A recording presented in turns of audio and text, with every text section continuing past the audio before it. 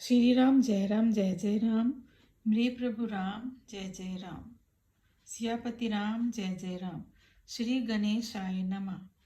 सुंदर कांड में श्री राम तथा माता सीता प्रति के प्रति हनुमान जी की अगाध श्रद्धा का प्रभावशाली वर्णन है। श्री हनुमते नमः। सुंदर कांड। शांत सनातन अप्रेम प्राणों से परे निष्काम मोक्ष रूप परम शांति देने वाले ब्रह्म शंभु और शेष जी से निरंतर सेवित वेदांत के द्वारा जानने योग्य सर्वव्यापक देवताओं में सबसे बड़े माया से मनुष्य रूप में दिखने वाले समस्त पापों को हरने वाले करुणा की खान रघुकुल में श्रेष्ठ तथा राजाओं के शिरोमणि राम कहलाने वाले जगदीश्वर की मैं वंदना करता हूँ। हे रघुनाथ जी, मैं सत्य कहता हूँ कि आप सबके अंतरात्मा ही हैं। सब जानते हैं कि मेरे हृदय में कोई दूसरी इच्छा नहीं है। हे रघुकुल श्रेष्ठ, मुझे अपनी निर्भरा पूर्ण भक्ति दीजिए और मेरे मन को काम आदि दोषों से रहित कीजिए।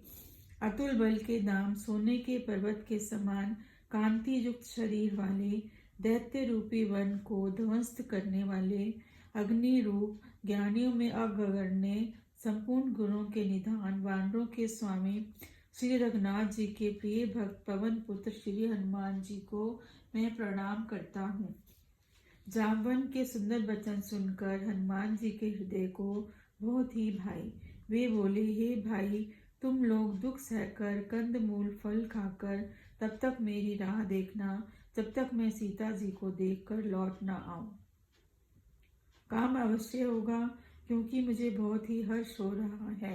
यह कहकर और सबको मस्तक नवाकर तथा हृदय में श्री रघुनाथ जी को धारण करके हनुमान जी हर्षित होकर चले। समुद्र के तीर पर एक सुंदर पर्वत था। हनुमान जी खेल से ही अनायास ही कूद कर उसके ऊपर जा चढ़े और बार बार श्री रघुवीर का स्मरण करके अत्यंत बलवान हनुमान जी उस पर से बड़े वेग से उछले। जिस पर्वत पर हनुमान जी पैर रखकर चले, जिस पर से वे उछले, वह तुरंत ही पाताल में धंस गया। जैसे रघुनाथ जी का अमोघ बाण चलता है, उसी तरह हनुमान जी चले। समुद्र ने उन्हें श्री रघुनाथ जी का दूत समझकर मैनाक पर्वत से कहा कि हे मैनाक, तू इनकी थकावट दूर करने वाला हो, अर्थात अपने ऊपर इन्हें विश्राम दे। हनुमान जी ने उसे हाथ से छू दिया और फिर प्रणाम करके कहा, भाई, श्री रामचंद्र जी का काम किए बिना मुझे विश्राम कहाँ। देवताओं ने पवन पुत्र हनुमान जी को जाते हुए देखा। उनकी विशेष बल बुद्धि को जानने के लिए परीक्षार्थ उन्होंने सुरसा नाम सर्पों की माता को भेजा। उसने आकर हनुमान जी से यह बात कही, आज देवताओं ने मुझे भोजन दिया है। यह वचन सुनकर पवन कुमार हनुमान जी ने कहा, श्री रामचंद्र जी का कार्य करके मैं लौट आऊं और सीता जी की खबर प्रभु को सुना दूं, तब मैं आकर तुम्हारे मुंह में घुस जाऊंगा, तब तुम मुझे खा लेना। हे माता, मैं सत्य कहता हूँ, अभी मुझे जाने दे। जब किसी भी उपाय से उसने जाने नहीं दिया, तब हनुमान जी ने कहा, तो फिर मुझे क्यों नहीं खा लेती। उसने जोजन भर 4 कोस मुंह फैलाया। तब हनुमान जी ने अपने शरीर को उससे दूना बढ़ा लिया। उसने 16 जोजन का मुख किया। हनुमान जी तुरंत ही 32 जोजन के हो गए। जैसे जैसे सुरसा मुख का विस्तार बढ़ाती थी, हनुमान जी उसका दूना रूप दिखलाते थे। उसने 100 जोजन का मुख किया। तब हनुमान जी ने बहुत ही छोटा रूप धारण कर लिया और उनके मुख में घुसकर तुरंत ही बाहर निकल आए और उसे सिर नवाकर विदा किया। उन्होंने कहा, मैंने तुम्हारे बुद्धि बल का भेद पा लिया है, जिसके लिए देवताओं ने मुझे भेजा था। तुम श्री रामचंद्र जी का सब कार्य करोगे, क्योंकि तुम बल बुद्धि के भंडार हो। यह आशीर्वाद देकर वह चली गई। तब हनुमान जी हर्षित होकर चले। समुद्र में एक राक्षसी रहती थी। वह माया करके आकाश में उड़ते हुए पक्षियों को पकड़ लेती थी। आकाश में जो जीव जंतु उड़ा करते थे, वह जल में उनकी परछाई देखकर उनकी परछाई को पकड़ लेती थी, जिससे वे उड़ नहीं सकते थे और जल में गिर पड़ते थे। इस प्रकार वह सदा आकाश में उड़ने वाले जीवों को खाया करती थी। उसने वही छल हनुमान जी से भी किया। हनुमान जी ने तुरंत ही उसका कपट पहचान लिया। पवन पुत्र दीर्घबुद्धि वीर हनुमान जी उसको मारकर समुद्र के पार गए। वहां जाकर उन्होंने वन की शोभा देखी। मधु पुष्प रस के लोभ से भौरे गुंजार कर रहे थे। अनेक प्रकार के वृक्ष फल फूल से शोभित हैं। पक्षी और पशुओं के समूह को देखकर तो वह मन में बहुत ही प्रसन्न हुए। सामने एक विशाल पर्वत देखकर हनुमान जी भय त्याग कर उस पर दौड़कर जा चढ़े।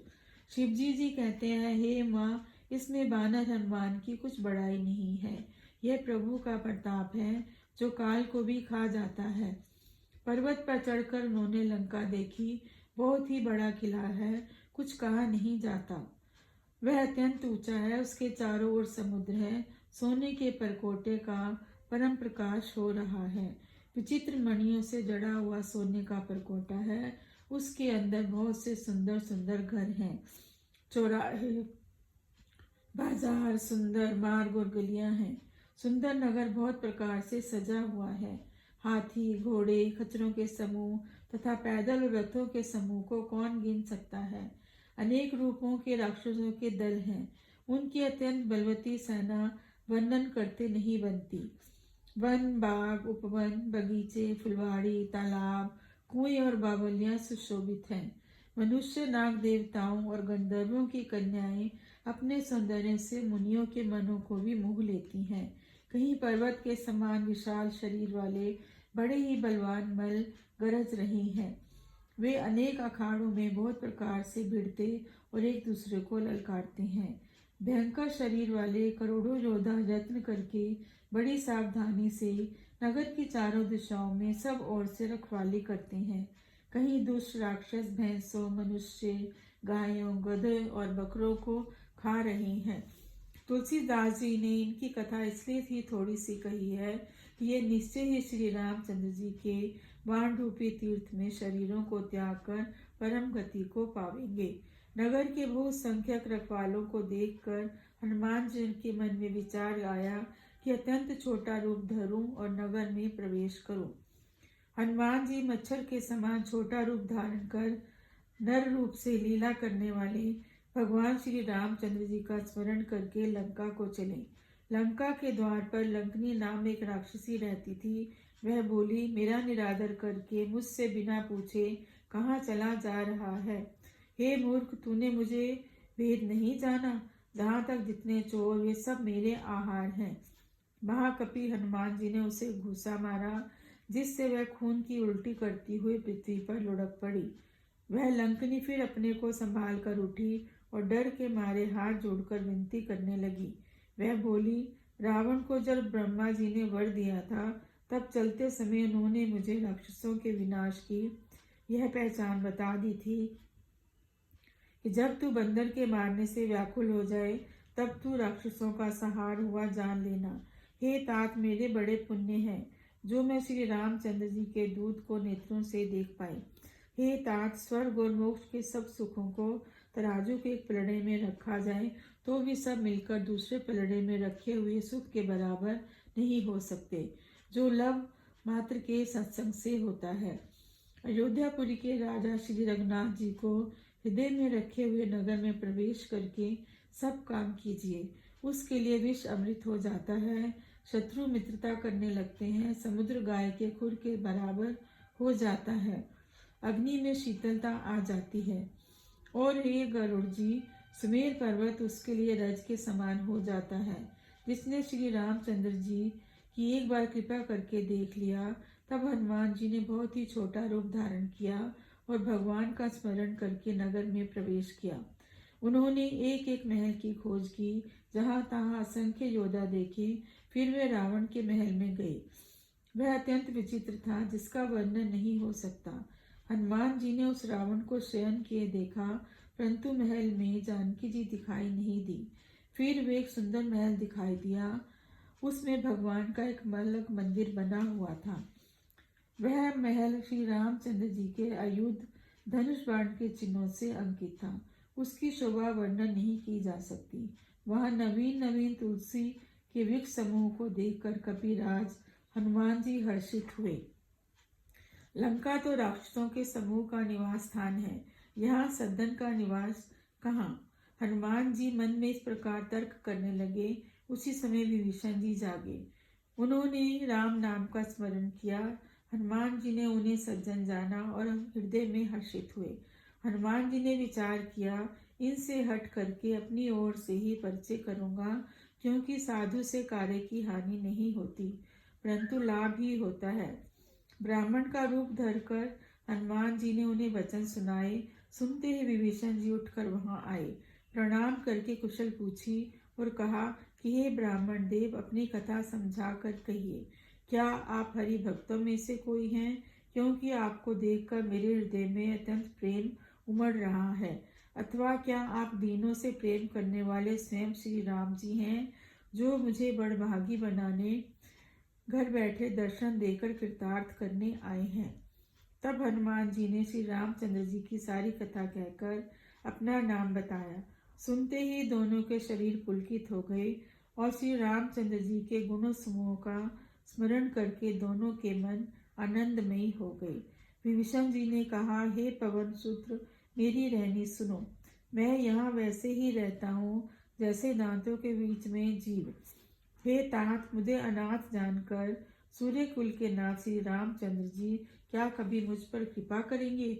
मेरा तामसी शरीर होने से साधन तो कुछ बनता नहीं और ना मन में श्री रामचंद्र जी के चरण कमलों में प्रेम है। परंतु हे हनुमान, अब मुझे विश्वास हो गया है कि श्री राम जी की मुझ पर कृपा है, क्योंकि हरि की कृपा के बिना संत नहीं मिलते। तब श्री रघुवीर ने कृपा की है, तभी तो आपने मुझे हट करके अपनी ओर से दर्शन दिए हैं। हनुमान जी ने कहा, हे विभीषण जी, सुनिए, प्रभु की यही रीति है कि वे सेवक पर सदा ही प्रेम करते हैं। भला कहिए, मैं ही कौन बड़ा कुलीन हूँ, जाति का चंचल बानर हूँ और सब प्रकार से नीच हूँ। प्रातः काल जो हम लोगों का नाम ले ले, उस दिन उन्हें भोजन ही ना मिले। हे सखा सुनिए, मैं ऐसा अदम हूँ, पर श्री रामचंद्र जी तो मुझ पर भी कृपा की है। भगवान के गुणों का स्मरण करके हनुमान जी ने दोनों नेत्रों में जल भर आया। जो जानते हुए भी ऐसे स्वामी को भुलाकर विषयों के पीछे भटकते फिरते हैं, वे दुखी क्यों ना हो। इस प्रकार श्री रामचंद्र जी के गुणों समूह को कहते हुए उन्होंने अनिर्वचनीय शांति प्राप्त की। फिर विभीषण जी ने श्री जानकी जी जिस प्रकार वहां लंका में रहती थी, वह सब कथा कही। तब हनुमान जी ने कहा, हे भाई सुनो, मैं जानकी माता को देखना चाहता हूँ। विभीषण जी ने माता के दर्शन की सब युक्तियां कह सुनाई। तब हनुमान जी विदा लेकर चले। फिर वही पहले का मसक सलीखा रूप धरकर वहां गए। वहां अशोक वन में जहाँ सीता रहती थी। सीता जी को देखकर हनुमान जी ने उन्हें मन ही मन प्रणाम किया। उन्हें बैठे ही बैठे रात्रि के चारों पहर बीत जाते हैं। शरीर दुबला हो गया है, सिर पर जटाओं की वेणी है, हृदय में श्री राम जी के गुणों समूह का जाप करती रहती हैं।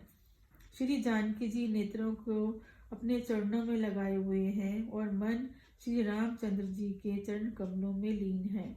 जानकी जी के दुख को देखकर पवन सूत्र हनुमान जी को बहुत ही दुख हुआ। हनुमान जी वृक्ष के पत्तों के छिप रहे हैं और विचार करने लगे कि हे भाई, क्या करूं, इनका दुख कैसे दूर करूं। उसी समय बहुत सी स्त्रियों को साथ लिए सज धज कर रावण वहां आया। उस दुष्ट ने रावण ने सीता को बहुत प्रकार से समझाया, साम दान भय और भेद दिखलाया। रावण ने कहा, हे सुमुखी, हे सयानी सुनो, मंदादरी आदि सब रानियों को मैं तुम्हारी दासी बना दूंगा। यह मेरा प्रण है। तुम एक बार मेरी ओर देखो तो सही। अपने परम स्नेही कौशलाधीश श्री रामचंद्र जी का स्मरण करके जानकी जी तिनके की आड़ में कहने लगी, हे दशमुख सुन, जुगनू के प्रकाश से कभी कमलिनी खिल सकती है। जानकी जी फिर कहती हैं, तू अपने लिए भी ऐसा ही मन में समझ ले। रे दुष्ट, तुझे भी रघुवीर के वान की खबर नहीं है। रे पापी, तू मुझे सोने में हर लाया है। रे अधम निर्लज्ज, तुझे लज्जा नहीं आती। अपने को जुगनू के समान और श्री रामचंद्र जी को सूर्य के समान सुनकर, सीता के कठोर वचनों को सुनकर रावण तलवार निकालकर बड़े गुस्से में बोला, सीता, तूने मेरा अपमान किया है। मैं तेरा सिर इस कठोर कृपाण से काट डालूंगा। नहीं तो अब भी मेरी बात मान ले हे सुमुखी, नहीं तो जीवन से हाथ धोना पड़ेगा। सीता जी ने कहा, हे दशग्रीव, प्रभु की भुजा जो श्याम कमल की माला के समान सुंदर और हाथी की सूंड के समान पुष्ट तथा विशाल है, या तो वह भुजा ही मेरे कंठ में पड़ेगी या तेरी भयानक तलवार ही। बेशक सुन, यही मेरा सच्चा प्रण है। सीता जी कहती हैं, हे चंद्रहास, श्री रघुनाथ जी के विरह की अग्नि से उत्पन्न मेरी भारी जलन को तू हर ले।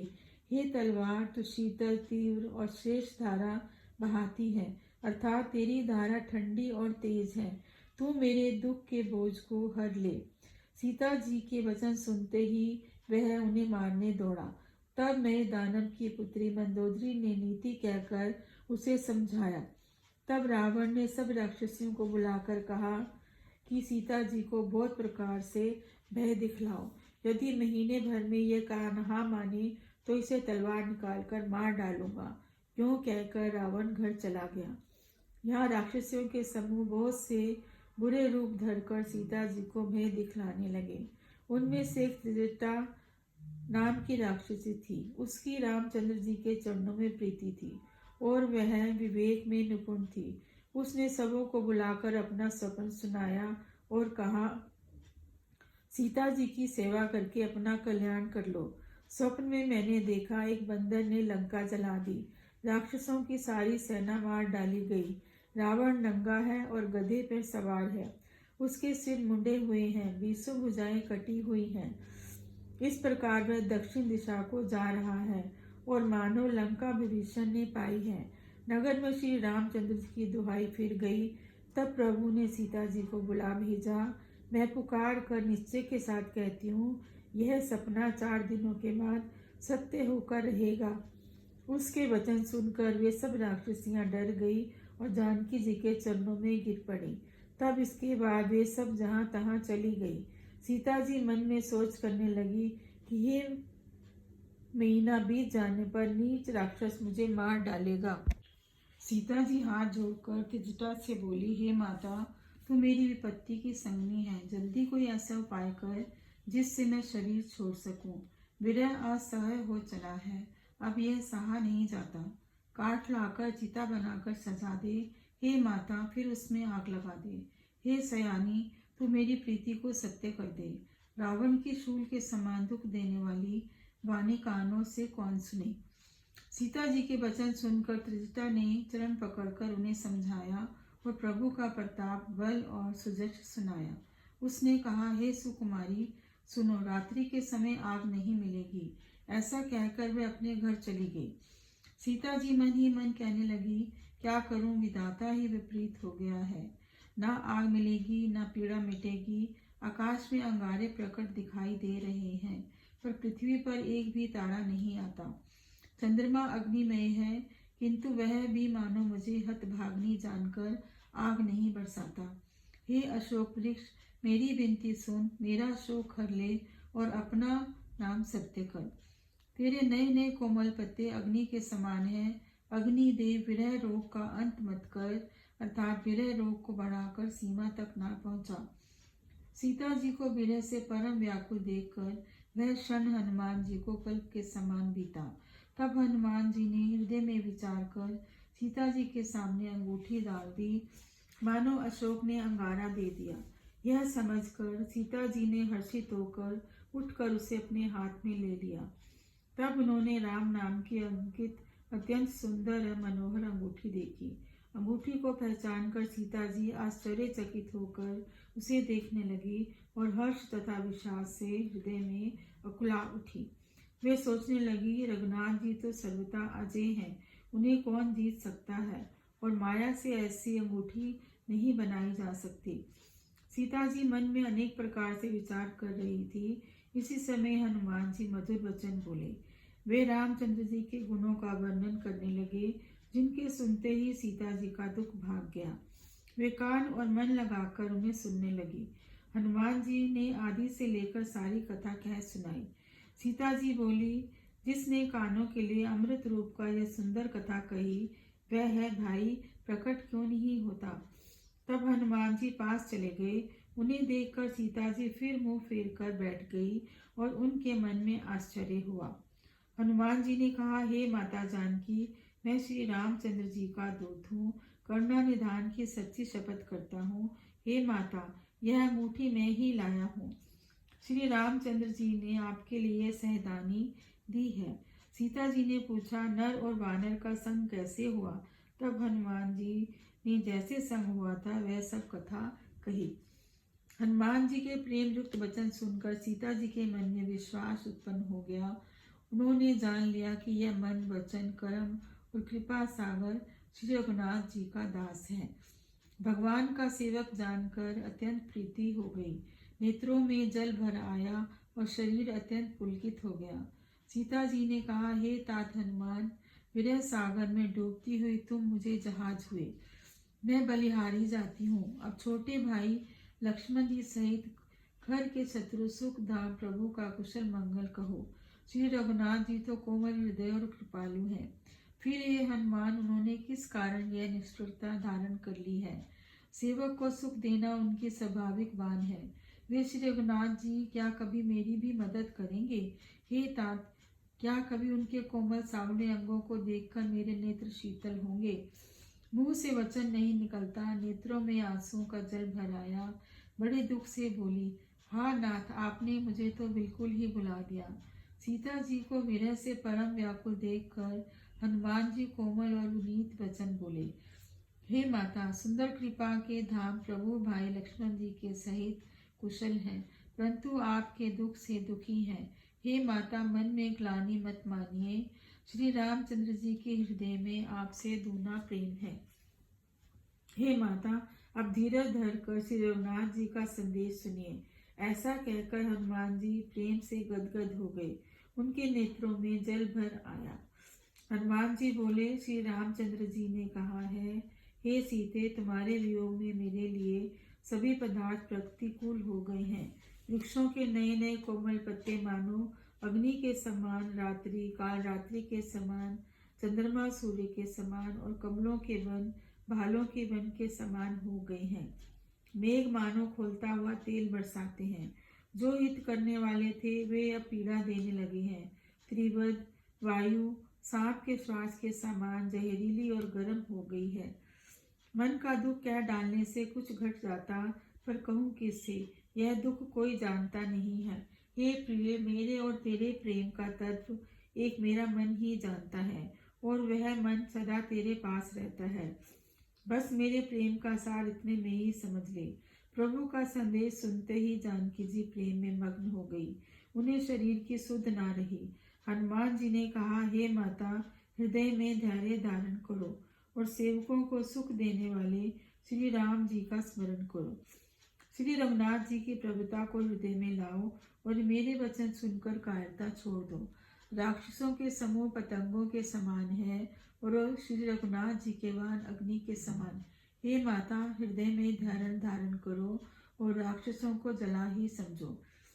श्री रामचंद्र जी ने यदि यह खबर पाई होती तो वे विलंब ना करते। हे जानकी जी, राम बाण रूपी सूर्य के उदय होने पर राक्षसों की सेना रूपी अंधकार कहाँ रह सकता है। हे माता, मैं आपको अभी यहाँ से लिवा ले जाऊं, पर श्री रामचंद्र जी की शपथ है, मुझे प्रभु की आज्ञा नहीं है। हे माता, कुछ दिन और धीरज धरो। श्री रामचंद्र जी वानरों समेत यहाँ आएंगे और राक्षसों को मारकर आपको ले जाएंगे।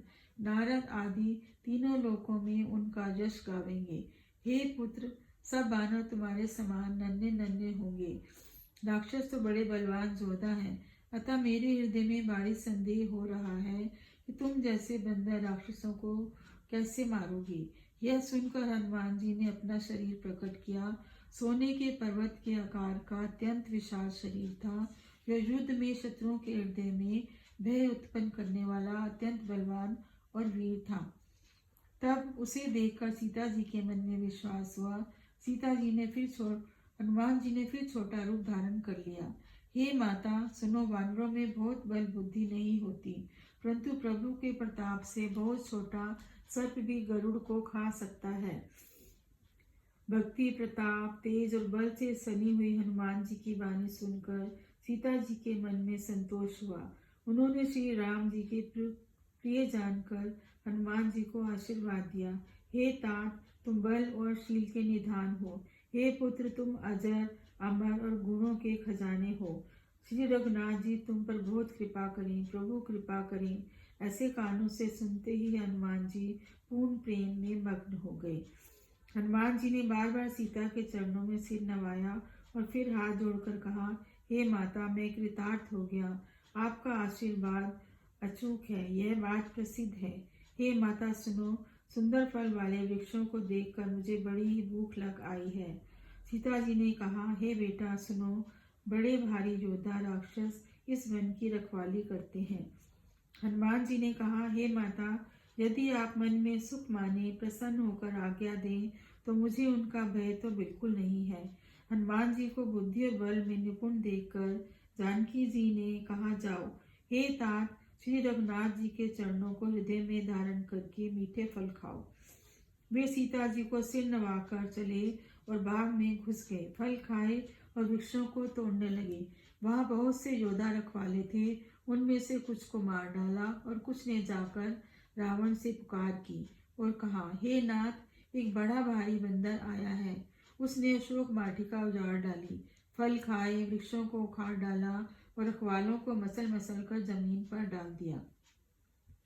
यह सुनकर रावण ने बहुत से योद्धा भेजे। उन्हें देखकर हनुमान जी ने गर्जना की। हनुमान जी ने सब राक्षसों को मार डाला जो अधमरे थे, चिल्लाते हुए गए। फिर रावण ने अक्षय कुमार को भेजा। वह असंख्य श्रेष्ठ योद्धाओं को साथ लेकर चला। उसे आता देखकर हनुमान जी ने एक वृक्ष हाथ में लेकर ललकारा और उसे मारकर महाध्वनि से गर्जना की। उन्होंने सेना में कुछ को मार डाला और कुछ को मसल डाला और कुछ को पकड़ पकड़ कर धूल में मिला दिया। कुछ ने फिर जाकर पुकार की, हे प्रभु, बंदर बहुत बलवान है। पुत्र का वध सुनकर रावण क्रोधित हो उठा और उसने अपने पुत्र को मेघनाथ को भेजा। हे पुत्र, मारना नहीं, उसे बांध लाना। उस बंदर को देखा जाए कि कहाँ का है। इंद्र को जीतने वाला अतुलनीय योद्धा मेघनाथ चला। भाई का मारा आना सुन उसे क्रोध हो आया। हनुमान जी ने देखा कि अब की भयानक योद्धा आया है। वे कट कटाकर गरजे और दौड़े। उन्होंने एक बहुत बड़ा वृक्ष उखाड़ लिया और उसके प्रहार से लंकेश्वर रावण के पुत्र मेघनाथ को बिना रथ का कर दिया। रथ को तोड़कर उसे नीचे पटक दिया। उसके साथ जो बड़े बड़े योद्धा थे उनको पकड़ पकड़ कर हनुमान जी अपने शरीर से मसलने लगे। उन सबको मारकर फिर मेघनाथ जी से लड़ने लगे। लड़ते हुए वे ऐसे मालूम होते थे मानो दो गजराज भिड़ गए हों। हनुमान जी ने उसे एक घूसा मारकर वृक्ष पर जा चढ़े। उसको क्षण भर के लिए मूर्छा आ गई। फिर उठकर उसने बहुत माया रची, परंतु पवन के पुत्र उससे जीते नहीं जाते। अंत में उसने ब्रह्मास्त्र का संधान प्रयोग किया। तब हनुमान जी ने मन में विचार किया कि यदि ब्रह्मास्त्र को नहीं मानता हूँ तो उसकी अपार महिमा मिट जाएगी। उसने हनुमान जी को ब्रह्मान मारा, जिसके लगते ही वे वृक्ष से नीचे गिर पड़े, परंतु गिरते समय उन्होंने बहुत सी सेना मार डाली। जब उसने देखा कि हनुमान जी मूर्छित हो गए हैं, तब वह उनको नागपाश से बांधकर ले गया। शिवजी जी कहते हैं, हे भवानी सुनो, जिसका नाम जप कर ज्ञानी मनुष्य संसार के बंधन को काट डालते हैं, उनका दूत वही बंधन में आ सकता है। किंतु प्रभु के कार्य के लिए हनुमान जी ने स्वयं अपने को बंधा लिया। बंदर का बांधा जाना सुनकर राक्षस दौड़े और कौतुक के लिए तमाशा देखने के लिए सब सभा में आए। हनुमान जी ने जाकर रावण की सभा देखी। उसकी अत्यंत प्रभुता कुछ कहीं नहीं जाती। देवता और दिक्पाल हाथ जोड़े बड़ी नम्रता के साथ भयभीत हुए सब रावण की भौं ताक रहे थे और ऐसा प्रताप देखकर वे हनुमान जी के मन में जरा भी डर नहीं हुआ। वे ऐसे निशंक खड़े रहे जैसे सर्पों के समूह में गरुड़ निशंक रहते हैं। हनुमान जी को देखकर रावण दुर्वचन कहता हुआ खूब हंसा। फिर पुत्र वध का स्मरण किया तो उसके हृदय में विषाद उत्पन्न हो गया। लंकापति रावण ने कहा, रे वानर, तू कौन है? किसके बल पर तूने वन को उजाड़कर नष्ट कर डाला? क्या तूने कभी मुझे मेरा नाम और यश अपने कानों से नहीं सुना? रे शठ, मैं तुझे अत्यंत निशंक देख रहा हूँ। तूने किस अपराध से राक्षसों को मारा? रे मूर्ख, बता, क्या तुझे प्राण जाने का भय नहीं है? हनुमान जी ने कहा, हे रावण, सुन, जिसका बल पाकर माया संपूर्ण ब्रह्मांडों के समूह की रचना करती है, जिसके बल से हे दशाधीश ब्रह्मा विष्णु महेश सृष्टि का सृजन पालन और संहार करते हैं, जिनके बल से सहस्त्र मुख वाले शेष जी पर्वत और वन सहित समस्त ब्रह्मांड को सिर पर धारण करते हैं, जो देवताओं की रक्षा के लिए नाना प्रकार की देह धारण करते हैं, और जो तुम्हारे जैसे मूर्खों को शिक्षा देने वाले हैं, जिन्होंने शिवजी के कठोर धनुष को तोड़ डाला और उसी के साथ राजाओं के समूह का गर्भ चूर्ण कर दिया, जिन्होंने खर दूषण त्रिशरा और बाली को मारा, और जो सब के सब अतुलनीय बलवान थे, जिनके लेश मात्र बल से तुमने समस्त चराचर जगत को जीत लिया, और जिनकी प्रिय पत्नी को तुम चोरी से हर लाए हो, मैं उन्हीं का दूत हूँ। मैं तुम्हारी प्रभुता को खूब जानता हूँ। सहस्र बाहु से तुम्हारी लड़ाई हुई थी और बाली से युद्ध करके तुमने यश प्राप्त किया था। हनुमान जी के वचन सुनकर रावण ने हंसकर बात टाल दी। हे राक्षसों के स्वामी, मुझे भूख लगी थी, इसलिए मैंने फल खाए और वानर स्वभाव के कारण वृक्ष तोड़े। हे निशाचरों के मालिक, देह सबको परम प्रिय है। कुमार्ग पर चलने वाले दुष्ट राक्षस जब मुझे मारने लगे, जब इन्होंने मुझे मारा तो उनको मैंने भी मारा। उस पर तुम्हारे पुत्र ने मुझे बांध लिया, किंतु मुझे अपने बांधे जाने की कोई लज्जा नहीं है। मैं तो अपने प्रभु का कार्य किए जाता हूँ। हे रावण, मैं हाथ जोड़कर तुमसे विनती करता हूँ, तुम अभिमान छोड़कर मेरी सीख सुनो। तुम अपने पवित्र कुल का विचार करके देखो और भ्रम को छोड़कर भक्त भयहारी भगवान को भजो।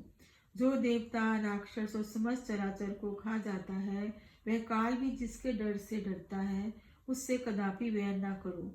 मेरे कहने से जानकी जी को दे दो।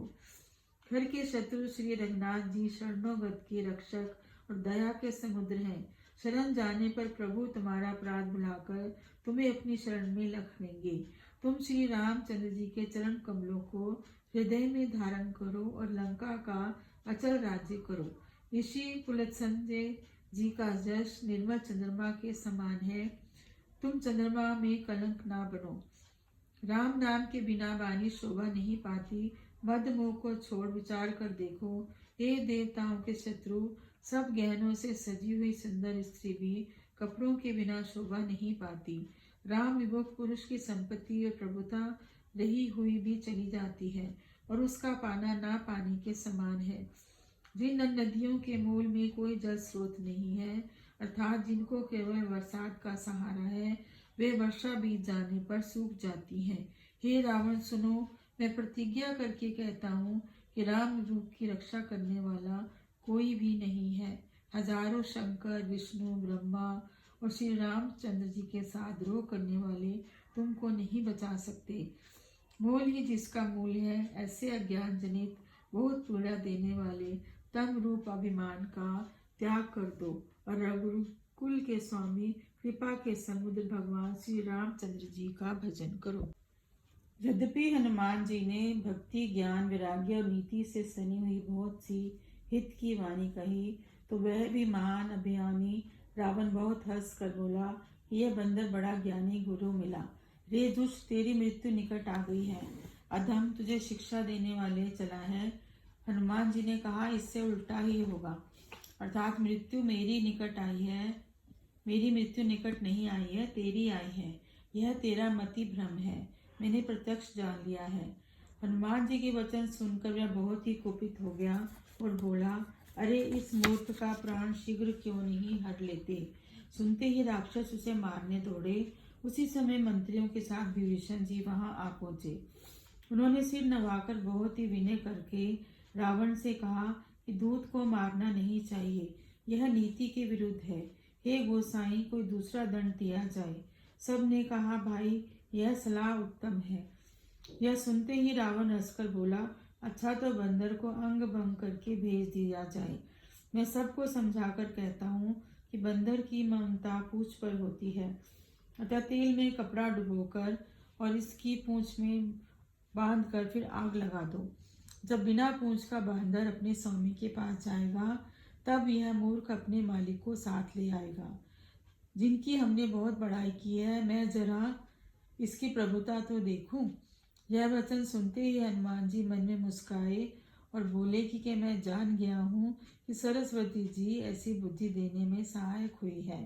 रावण के वचन सुनकर मूर्ख राक्षस वहीं पूंछ में आग की लगान की तैयारी करने लगा। पूंछ के लपेटने में इतना कपड़ा और घी तेल लगा कि नगर में कपड़ा, घी और तेल नहीं रह गया। हनुमान जी ने ऐसा खेल किया कि पूंछ बढ़ गई। नगरवासी लोग तमाशा देखने आए। वे हनुमान जी को पैर से ठोकर मारते हैं और उनकी बहुत हंसी करते हैं। ढोल बजते हैं, सब लोग तालियां पीटते हैं। हनुमान जी को नगर में फिराकर फिर पूंछ में आग लगा दी। अग्नि को जलते देखकर हनुमान जी तुरंत ही छोटे रूप में हो गए। बंदर से निकलकर वे सोने की अटारियों पर जा चढ़े। उनको देखकर राक्षसों की स्त्रियां भयभीत हो गई। उस समय भगवान की प्रेरणा से 49 पवन चलने लगी। हनुमान जी अट्टहास करके गरजे और बढ़कर आकाश से जा लगे। वे बड़ी विशाल परंतु बहुत ही हल्की है। वे दौड़कर एक महल से दूसरे महल पर चढ़ जाते हैं। नगर जल रहा है, लोग बेहाल हो गए हैं। आग की करोड़ों भयंकर लपटें झपट रही हैं। हाय बप्पा, हाय मैया, इस अवसर पर हमें कौन बचावेगा।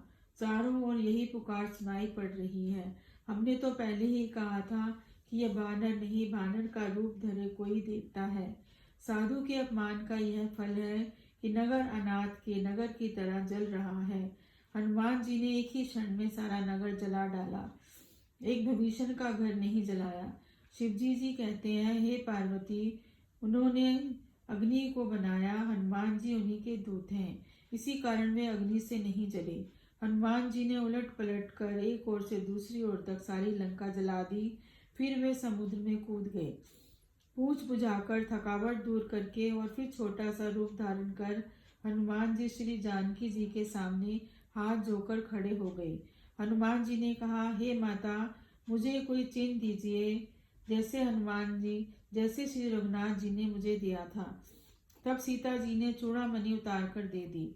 हनुमान जी ने उसको हर्षपूर्वक ले लिया।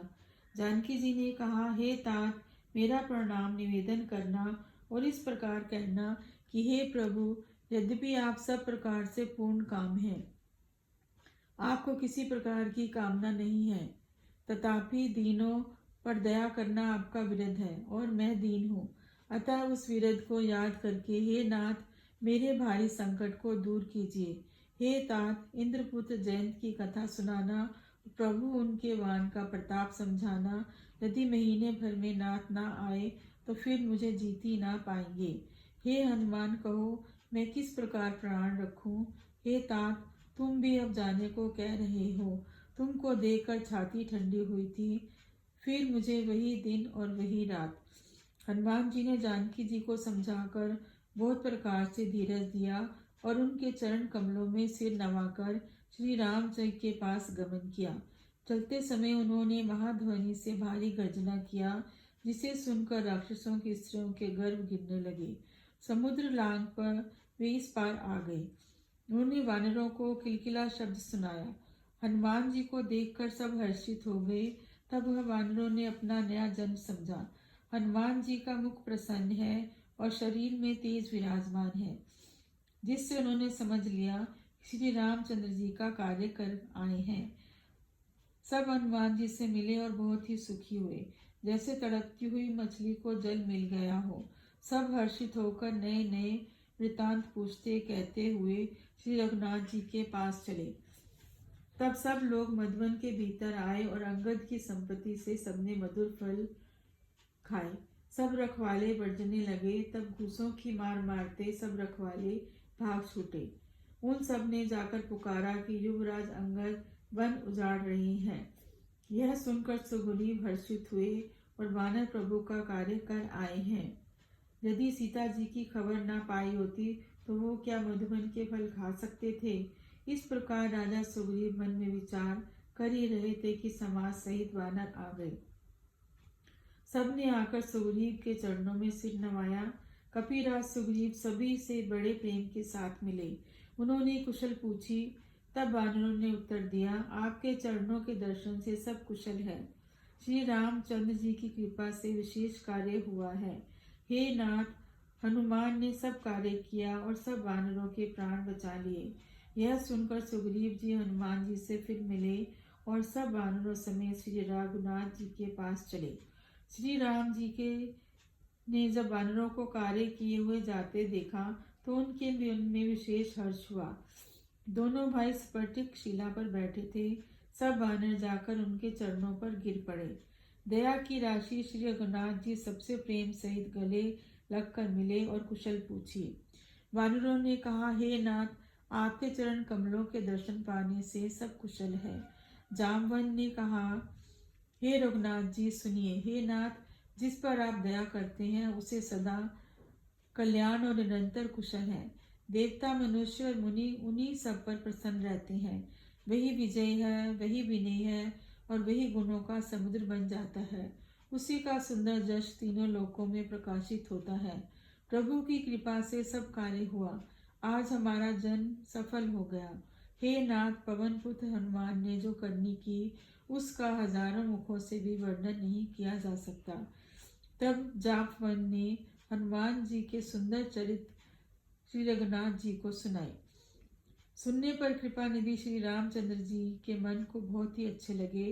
उन्होंने हर्षित होकर हनुमान जी को फिर हृदय से लगा लिया और कहा, हे तात, कहो सीता किस प्रकार रहती है और अपने प्राणों की रक्षा करती है।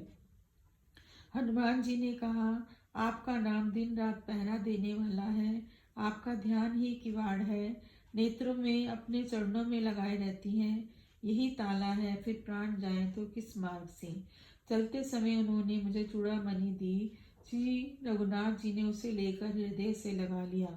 हनुमान जी ने फिर कहा, हे नाथ, दोनों नेत्रों में जल भरकर जानकी जी ने मुझसे कुछ वचन कहे।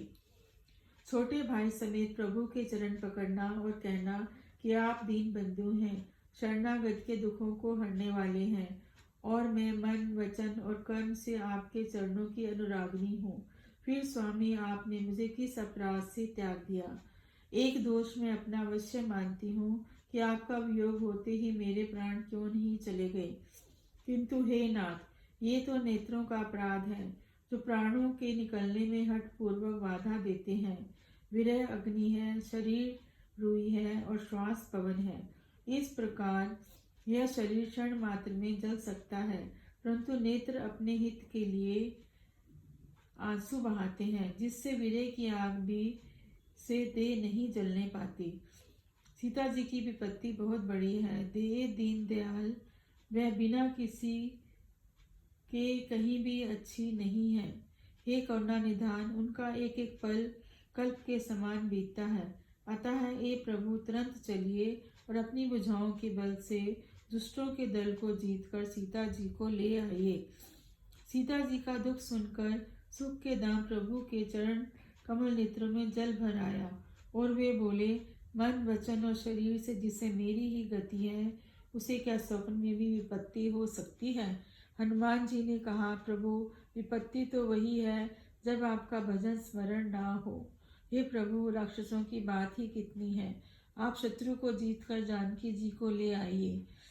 भगवान कहने लगे, हे हनुमान सुन, तेरे समान मेरा उपकारी देवता, मनुष्य अथवा मुनि कोई भी शरीरधारी नहीं है। मैं तेरा उपकार तो कैसे दूर करूं। मेरा मन भी तेरे सामने नहीं हो सकता। हे पुत्र सुन, मेरे मन में खूब विचार करके देख लिया कि मैं तुझसे उऋण नहीं हो सकता। देवताओं के रक्षक प्रभु बार बार हनुमान जी को देख रहे हैं। नेत्रों में जल भरा है और शरीर अत्यंत पुलकित है। प्रभु के वचन सुनकर, उनके मुख तथा अंगों को देखकर हनुमान जी हर्षित हो गए और प्रेम में विकल होकर, हे भगवान, मेरी रक्षा करो, मेरी रक्षा करो कहते हुए श्री राम जी के चरणों में गिर पड़े। प्रभु उनको बार बार उठाना चाहते हैं, परंतु प्रेम में डूबे हुए हनुमान जी को चरणों से उठना सुहाता नहीं। प्रभु का कर कमल हनुमान जी के सर पर है। उस स्थिति का स्मरण करके शिव जी प्रेम मग्न हो गए।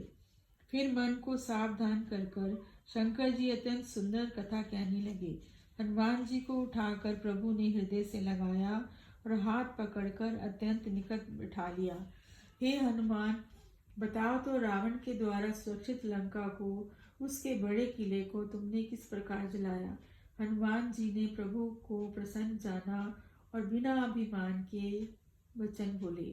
बंदर का बस यही पुरुषार्थ है कि वह एक डाल से दूसरी डाल पर चला जाता है। मैंने जो समुद्र लाकर सोने का नगर जलाया और राक्षस गण को मारकर अशोक वन को उजाड़ डाला, यह तो हे रघुनाथ जी आपका ही प्रताप है। हे नाथ, इसमें मेरी प्रभुता नहीं है।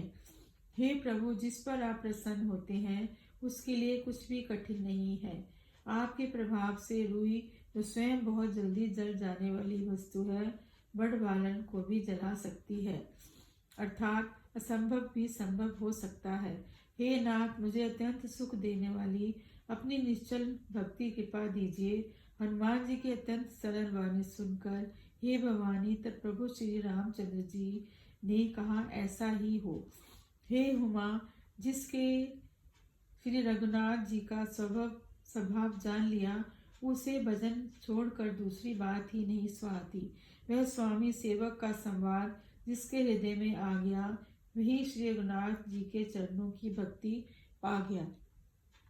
प्रभु के वचन सुनकर वानरगण कहने लगे, कृपालु आनंद कंद श्री रामचंद्र जी की जय हो, जय हो, जय हो। श्री रघुनाथ जी ने कपिराज सुग्रीव को बुलाया और कहा, चलने की तैयारी करो। अब विलंब किस कारण किया जाए। वानरों को तुरंत आज्ञा दी। भगवान की यह लीला देखकर बहुत से फूल बरसाकर और हर्षित होकर देवता आकाश से अपने अपने लोक को चले। वानरराज सुग्रीव ने शीघ्र ही वानरों को बुलाया। सेनापतियों के समूह आ गए। वानर भालुओं के झुंड अनेक रंगों के हैं और उसमें अतुलनीय बल है। वे प्रभु के चरण कमलों में सिर नवाते हैं। महान बलवान रीछ और वानर गरज रहे हैं। श्री राम जी ने वानरों की सारी सेना देखी, तब कमल नेत्रों से कृपा पूर्वक उनकी ओर दृष्टि डाली। राम कृपा का बल पाकर श्रेष्ठ वानर मानो पंख वाले बड़े पर्वत हो गए। तब श्री राम जी ने हर्षित होकर कूच किया। अनेक सुंदर और शुभ शकुन हुए। जिनकी कीर्ति सब मंगलों से पूर्ण है, उनके प्रस्थान के समय शकुन होना यह नीति है, लीला की मर्यादा है।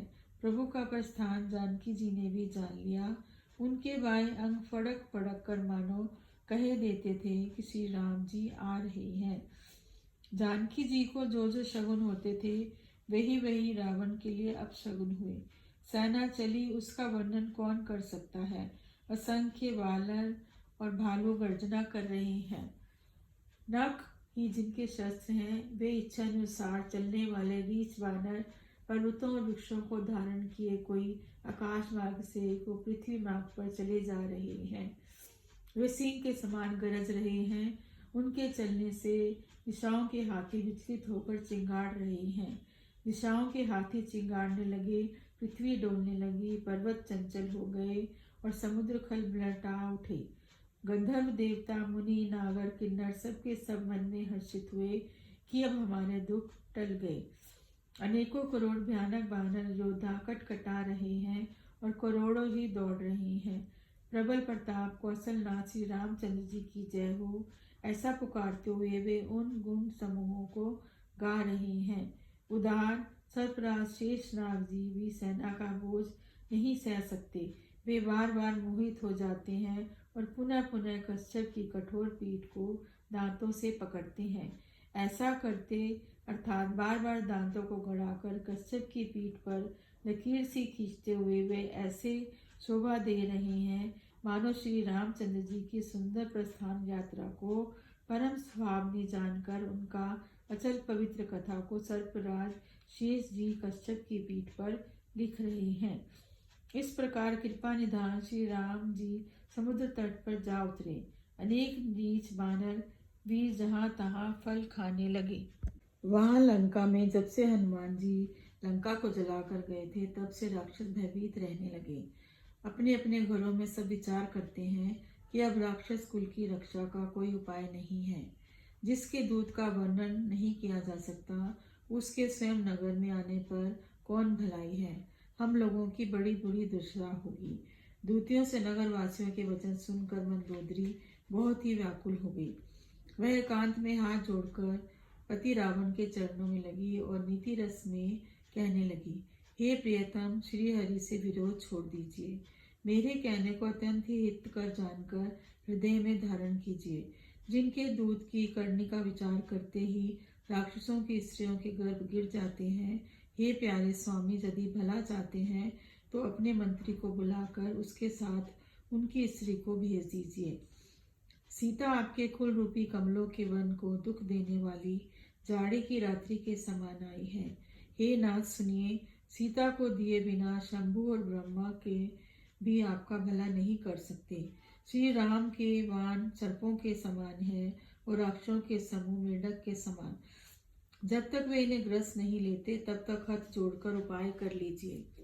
मूर्ख और जगत प्रसिद्ध अभिमानी रावण कानों से उसकी वाणी सुनकर खूब हंसा और बोला, स्त्रियों का स्वभाव सचमुच ही बहुत डरपोक होता है।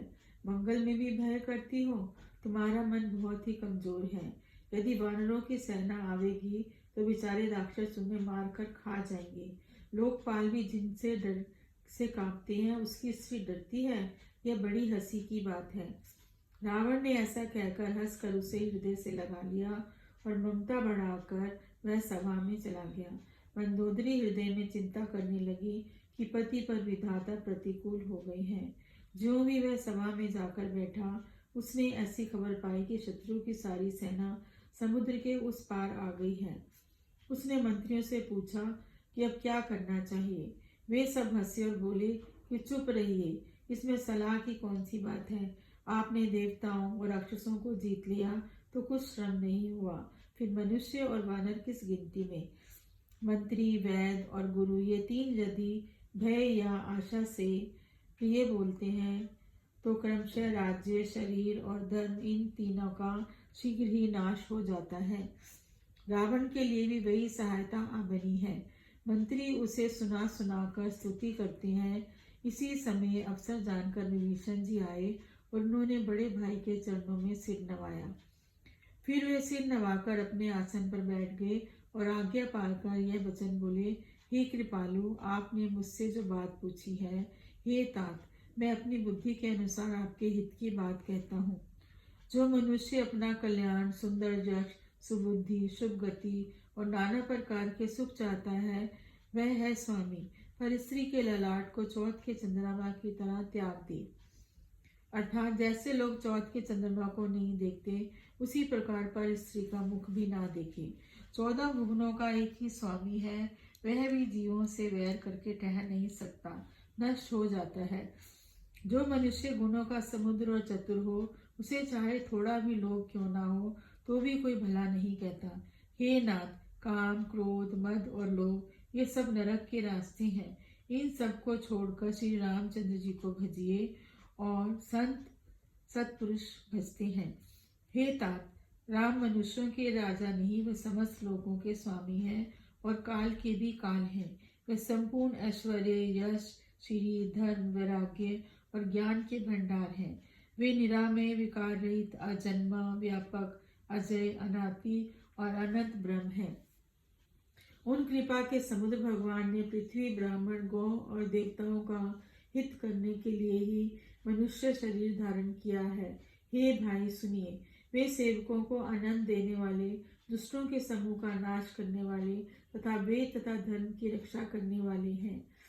वैर त्याग कर उन्हें मस्तक नवाइए। वे श्री रघुनाथ जी शरणागत का दुख नाश करने वाले हैं। हे नाथ, उन प्रभु को जानकी जी दे दीजिए और बिना ही कारण स्नेह करने वाले श्री रामचंद्र जी को भजिए। जिसे संपूर्ण जगत से द्रोह करने का पाप लगा है, शरण जाने पर प्रभु भी उसका त्याग नहीं करते। जिनका नाम तीनों तापों का नाश करने वाला है, वे ही प्रभु भगवान मनुष्य रूप में प्रकट हुए हैं।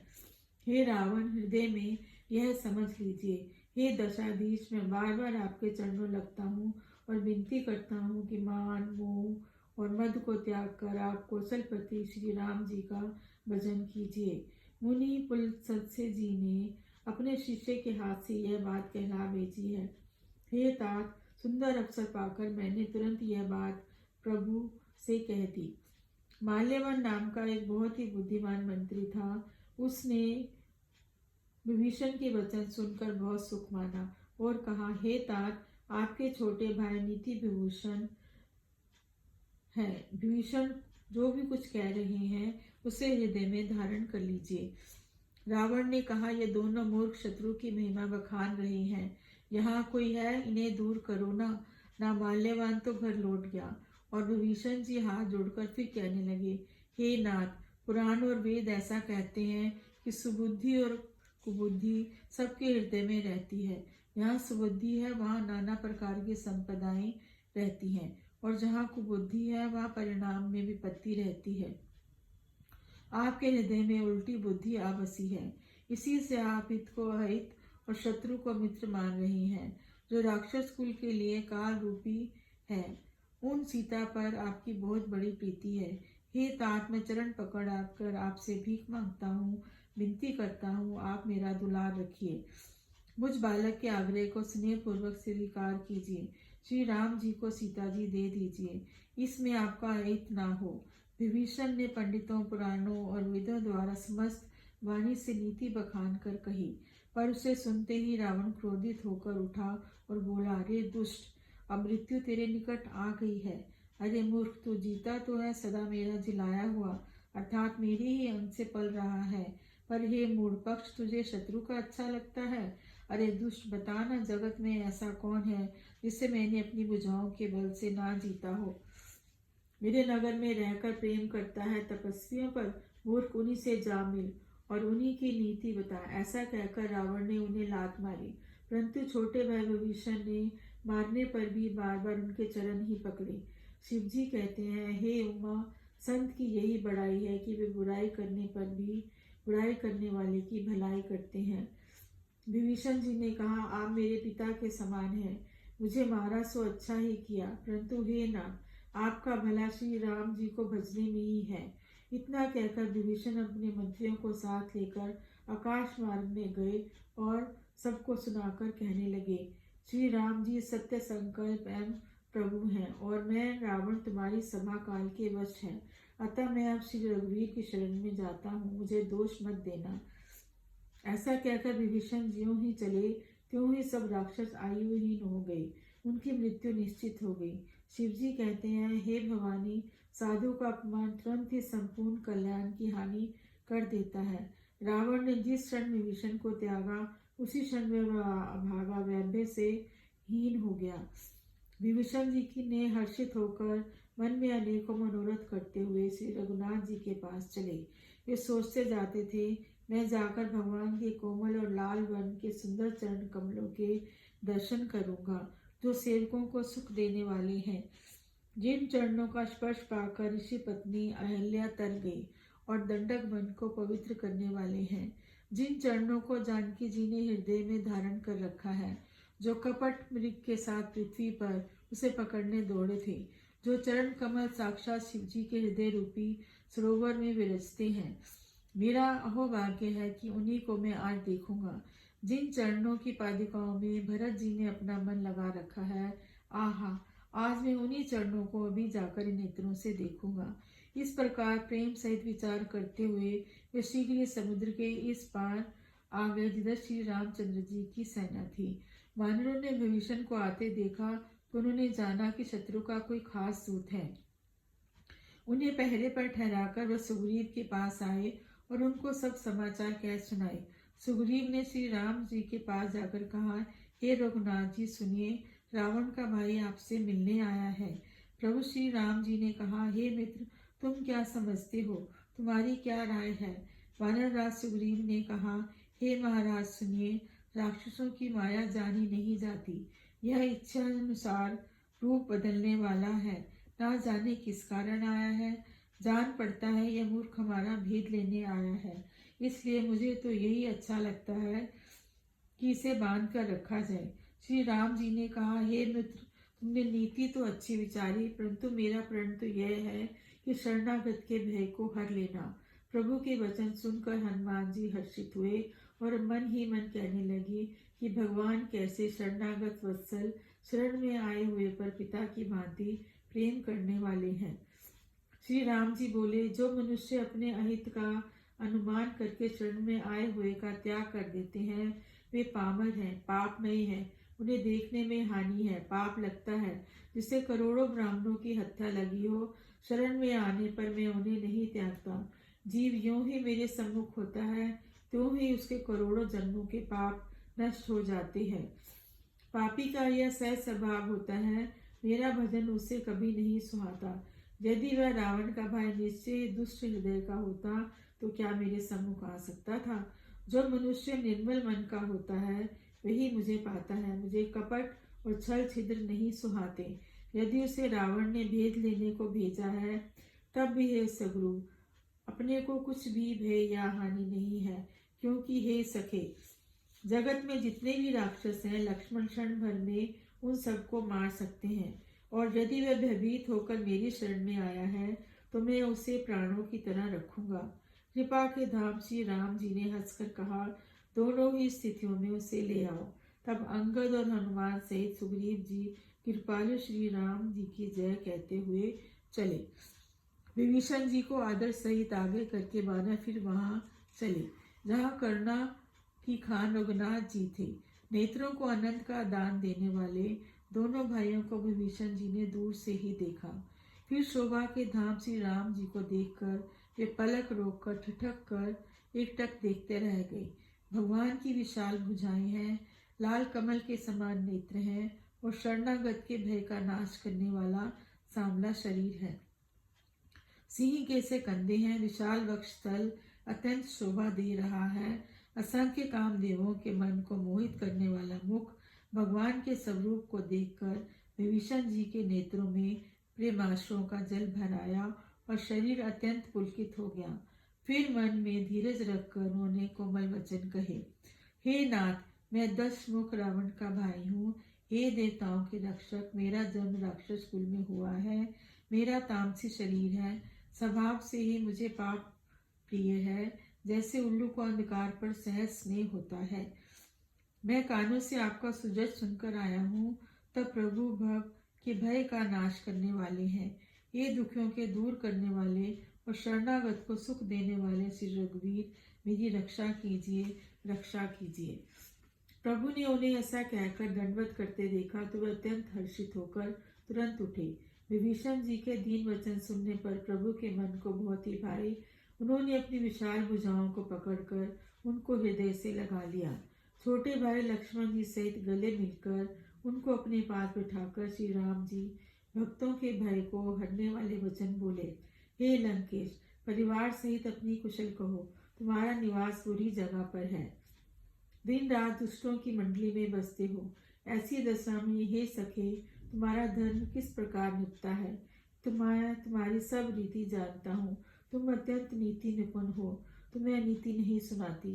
हे तात, नरक में रहना बड़ा अच्छा है, परंतु विधाता दुष्ट का संग कभी ना दे। विभीषण जी ने कहा, हे रघुनाथ जी, अब आपके चरणों का दर्शन कर कुशल से हूँ।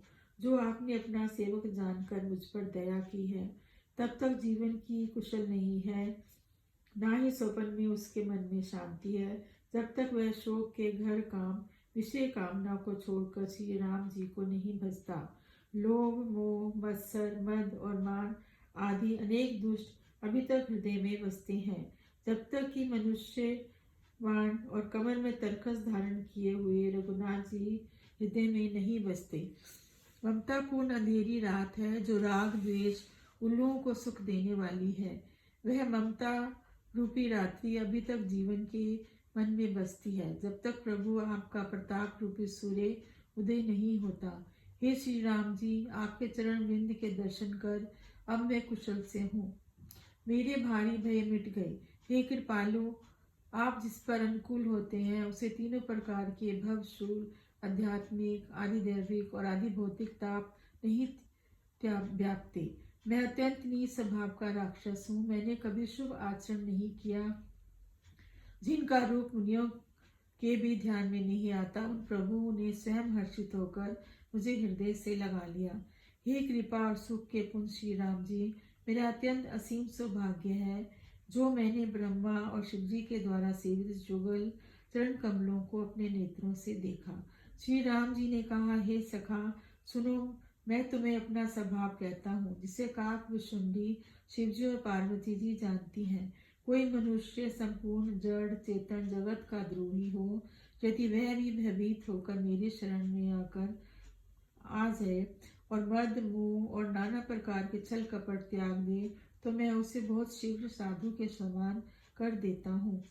माता पिता भाई पुत्र स्त्री शरीर धन घर मित्र और परिवार, इन सबके ममता रूपी तावों को बटेर कर और उन सब की एक डोरी बट कर उनके द्वारा जो अपने मन को मेरे चरणों में बांध देता है, सारे संसारिक संबंधों का केंद्र मुझे बना लेता है, जो समदर्शी है, जिसे कुछ भी इच्छा नहीं है और जिसके मन में हर्ष शोक और भय नहीं है, ऐसा सज्जन मेरे हृदय में कैसे बसता है, जैसे लोभी के हृदय में धन बसा करता है। तुम सारिखे संत मुझे बहुत प्रिय हो। मैं और किसी के निहोरे से देह धारण नहीं करता। जो सगुण भगवान के उपासक हैं, दूसरों के हित में लगे रहते हैं, नीति और नियमों में दृढ़ हैं और जिन्हें ब्राह्मणों के चरणों में प्रेम है, वे मनुष्य मेरे प्राणों के समान हैं। हे लंकापति सुनो, तुम्हारे अंदर उपयुक्त सब गुण है, इससे तुम मुझे अत्यंत ही प्रिय हो। श्री राम के वचन सुनकर सब वानरों के समूह कहने लगे, कृपा के समूह श्री राम जी की जय हो। प्रभु की वाणी सुनते ही उनके कानों के लिए अमृत जानकर विभीषण जी अघाते नहीं है। वे बार बार श्री राम जी के चरण कमलों को पकड़ते हैं।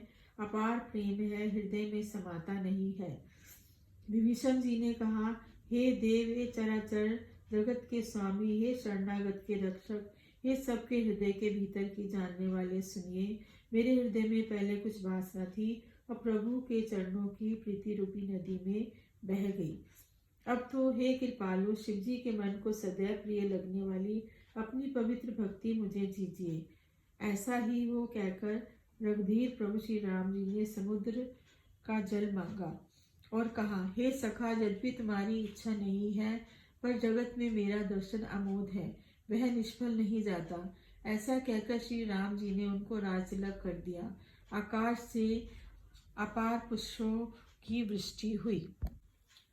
श्री राम जी ने रावण के क्रोध रूपी अग्नि में, जो अपनी विभीषण के श्वास वचन रूपी पवन से प्रचंड हो रही थी, जलते हुए विभीषण को बचा लिया और उसे अखंड राज्य दिया।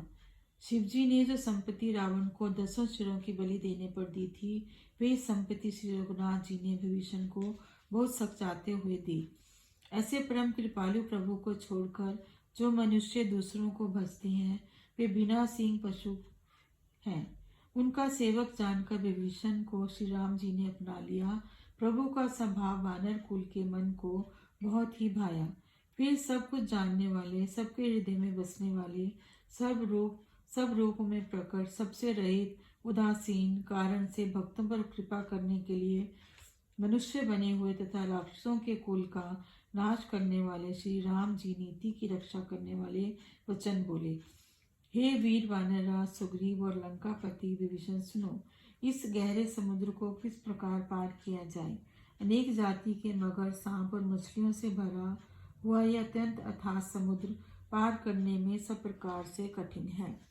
विभीषण जी ने कहा, हे रघुनाथ जी सुनिए, यदि आपका एक बाण ही करोड़ों समुद्रों को सोखने वाला है, तथापि नीति ऐसी कही गई है कि पहले जाकर समुद्र से प्रार्थना की जाए।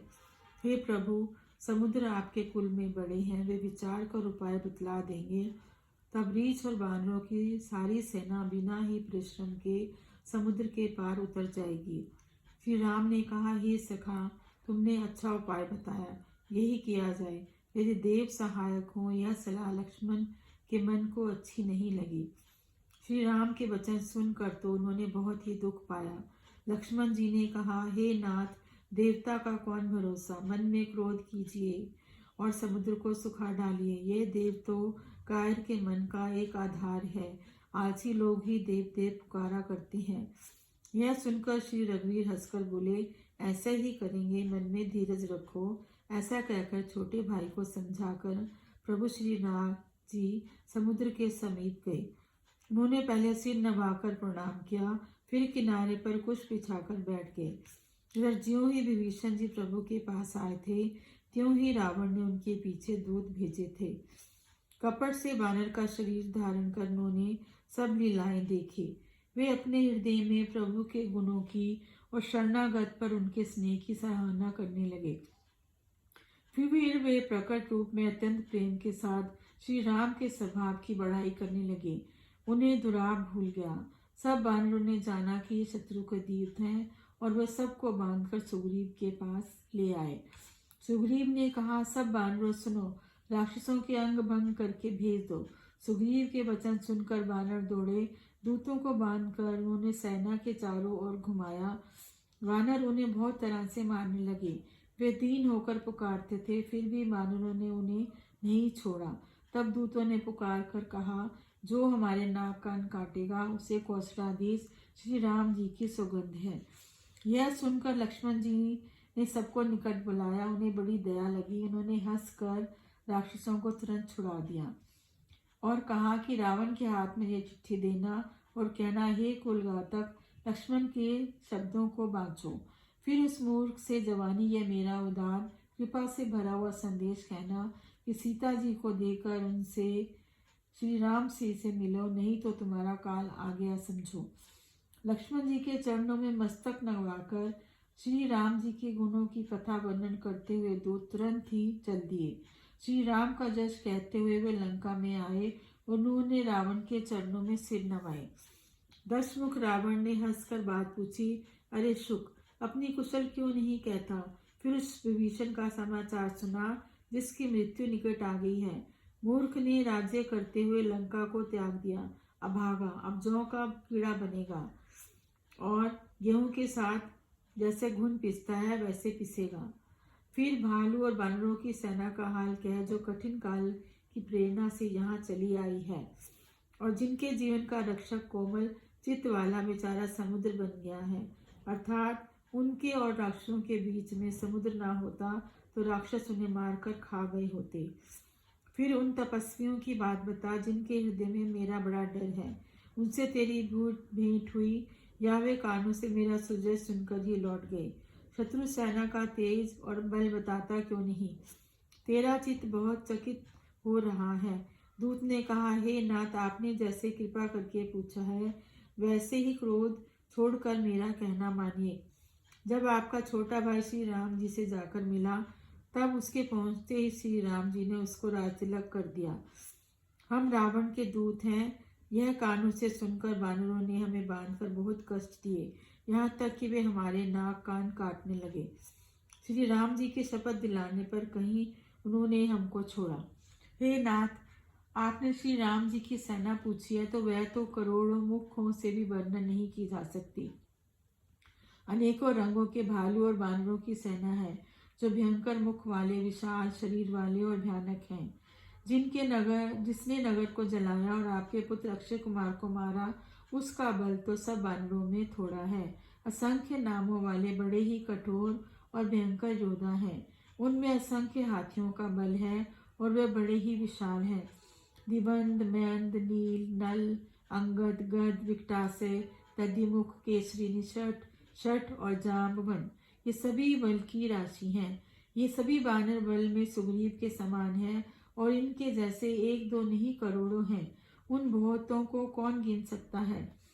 श्री राम जी की कृपा से उनमें अतुलनीय बल है। वे तीनों लोगों को तृण के समान समझते हैं। हे दशग्रीव, मैंने कानों से ऐसा सुना है कि 18 पद्म तो अकेले वानरों के सेनापति हैं। हे नाथ, उस सेना में कोई ऐसा वानर नहीं है जो आपको रण में ना जीत सके। सब के सब अत्यंत क्रोध से हाथ मीचते हैं, पर श्री रघुनाथ जी ने उन्हें आज्ञा नहीं देते। हम मछलियों और सांपों सहित समुद्र को सोख लेंगे, नहीं तो बड़े बड़े पर्वतों से उसे भर कर पूरा कर देंगे और रावण को मसल कर धूल में मिला देंगे। सब वानर ऐसे ही वचन कह रहे हैं। सब सहज और ही निडर हैं, इस प्रकार गरजते और डपटते हैं। मानो लंका को निगल ही जाना चाहते हैं। सब बानर भानु सहज ही शूरवीर हैं। फिर उनके सिर पर प्रभु श्री राम जी हैं। हे रावण, वे संग्राम में करोड़ों कालों को जीत सकते हैं। श्री रामचंद्र जी के साथ बल और बुद्धि की अधिकता को लाखों शेष भी नहीं गा सकते। वे एक ही वाण से सैकड़ों समुद्रों को सोख सकते हैं। परंतु नीति निपुण श्री राम जी ने आपके भाई से उपाय पूछा। उनके आपके भाई के वचन सुनकर श्री राम जी समुद्र से राह मांग रहे हैं। उनके मन में कृपा भरी है, इसलिए वे उसे सोखते नहीं। दूत के वचन ये सुनते ही रावण खूब हंसा और बोला, जब ऐसी बुद्धि है तभी तो वानरों को सहायक बनाया है। स्वाभाविक ही डरपोक विभीषण के वचन को प्रमाण करके उन्होंने समुद्र से मचलना ठाना। अरे मूर्ख, झूठी बड़ाई क्या करता है? बस मैंने शत्रु के बल और बुद्धि की था पा ली। जिसके विभीषण जैसा डरपोक मंत्री हो, उसे जगत में विजय विभूति कहाँ।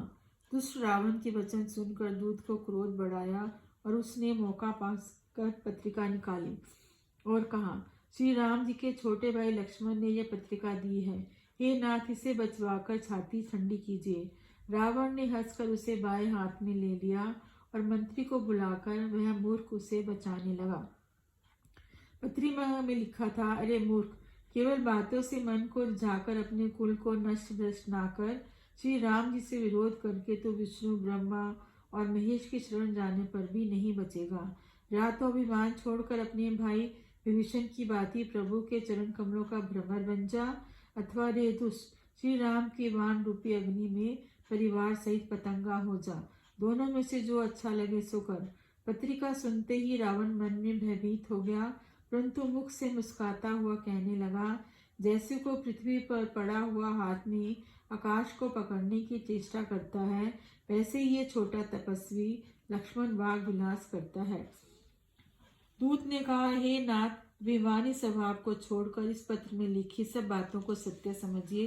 क्रोध छोड़कर मेरा वचन सुनिए। हे नाथ, श्री राम जी से वैर त्याग दीजिए। यद्यपि श्री रघुवीर समस्त लोगों के स्वामी हैं, पर उनका स्वभाव अत्यंत ही कोमल है। मिलते ही प्रभु आप पर कृपा करेंगे और आपका एक भी अपराध वे हृदय में नहीं रखेंगे। जानकी जी श्री रघुनाथ जी को दे दीजिए। हे प्रभु, इतना कहना मेरा कीजिए। जब उस दूत ने जानकी को देने के लिए कहा, तब दुष्ट रावण ने उसको लात मारी।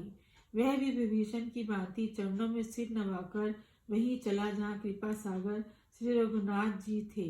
प्रणाम करके उसने अपनी कथा सुनाई और श्री राम जी की कृपा से अपनी गति मुनि का स्वरूप पाई।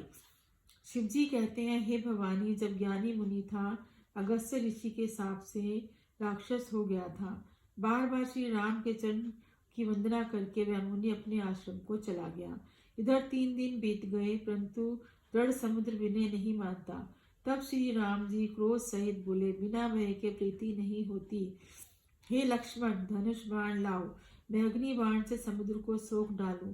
मूर्ख से विनय, कुटिल के साथ प्रीति, स्वाभाविक ही कंजूस से सुंदर नीति। ममता में फंसे हुए मनुष्य से ज्ञान की कथा, अत्यंत लोभी से वैराग्य का वर्णन, क्रोधी से शम की बात और कामी से भगवान की कथा, इनका वैसा ही फल होता है जैसे ऊसर में बीज बोने से होता है। ऐसा कहकर श्री रघुनाथ जी ने धनुष चढ़ाया। यह मत लक्ष्मण के मन को बहुत अच्छा लगा। प्रभु ने भयानक अग्नि बाण संधान किया, जिससे समुद्र के हृदय के अंदर अग्नि की ज्वाला उठी। मगर, सांप और मछलियां समूह व्याकुल हो गए। जब समुद्र ने जीवों को जलते जाना, तब सोने के थाल अनेक मणियों को भर कर विमान छोड़कर वह ब्राह्मण के रूप में आया।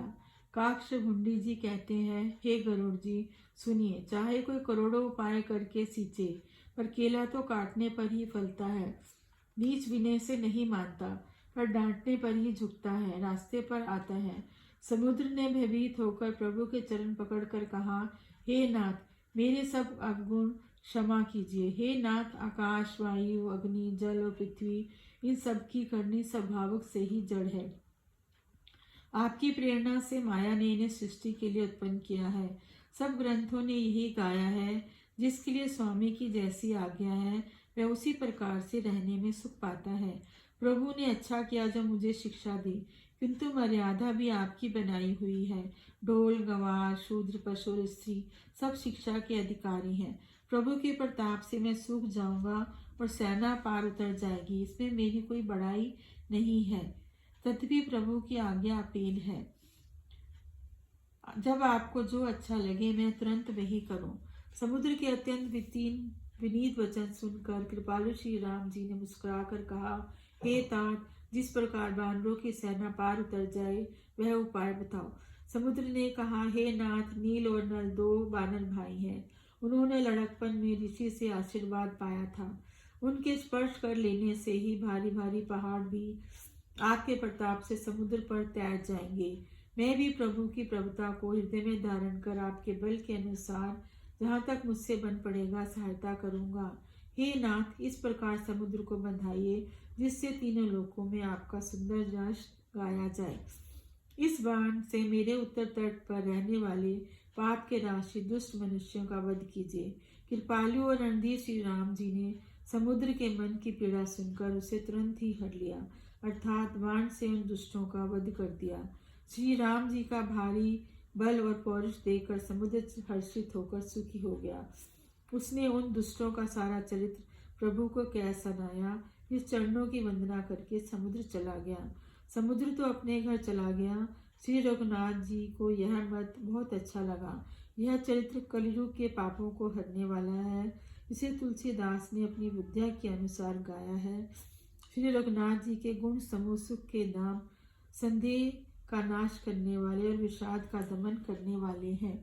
अरे मूर्ख मन, तू संसार का सब आशा भरोसा त्याग कर निरंतर ही इसे गा और सुन। श्री रघुनाथ जी का गुणगान समुद्र सुंदर मंगलों को देने वाला है। जो इसे आदर सहित सुनेंगे वे बिना किसी जहाज के ही भवसागर को पार कर जाएंगे। सियापति राम जय जय राम, मेरे प्रभु राम जय जय राम।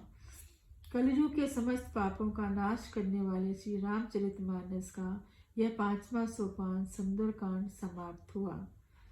भक्तजनों, मेरे प्रोत्साहन के लिए मेरे चैनल को सब्सक्राइब करें। धन्यवाद।